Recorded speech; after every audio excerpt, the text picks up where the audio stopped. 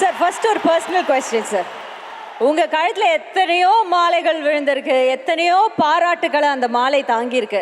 ஆனா எப்பவுமே நீங்க கழுத்துல இந்த ஒரு கருங்காலி மாலை போட்டிருக்கீங்களே சார். அது நீங்க போட்டதுல இருந்து நிறைய ஃபேன்ஸ் உங்க ஃபேன்ஸ் எடுத்து போட்டுக்கிறாங்க.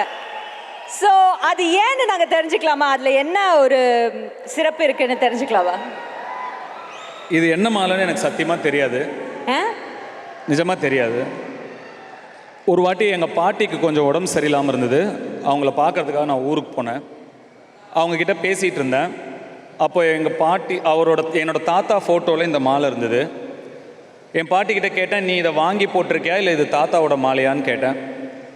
உங்கள் தாத்தா கிட்டத்தட்ட 30-40 வருஷம் ஜபம் பண்ண மாலைடா, அவர் இறந்த உடனே அவர் உடல்லேருந்து எடுத்து அவர் ஃபோட்டோவுக்கு போட்டிருக்கேன் அப்படின்னு சொன்னாங்க. இதை நான் எடுத்துக்கலாமா, நீ அதை எனக்கு தருவியான்னு நான் கேட்டேன். எங்கள் பாட்டி எந்திரிச்சு போய் அந்த ஃபோட்டோ கிட்ட பேசினாங்க. மாமா பார்த்தீங்களா அவன் கேட்குறான் அப்படின்னு. அவ்வளோ ஸ்வீட்டாக இருந்தது அது பார்க்கவே. உங்களுக்கு எத்தனை பேர பசங்க இருக்காங்க, ஆனால் இவன் தான் வந்து இந்த மாலை வேணும்னு கேட்குறான் அப்படின்னு சொல்லி அந்த மாலையை எடுத்து அவங்க மந்திரிச்சு எனக்கு விபூதி வச்சு கழுத்தில் போட்டு விட்டாங்க. அப்போயிலேருந்து என்னுடைய முன்னோர்களும் அவங்களுடைய ஆசீர்வாதமும் என் கூடயே இருக்கிற மாதிரியும் என்னை ப்ரொடெக்ட் பண்ணிகிட்டு இருக்கிற மாதிரியும் எனக்கு ஒரு ஃபீலிங். அதனால இதை நான் போட்டிருக்கேன். நிறைய பேர் ஒன்று சொல்கிறாங்க, இது போட்டால் அதாகும் இதாகும்னு. எங்கள் தாத்தா மாலை ஒன்றும் வருது.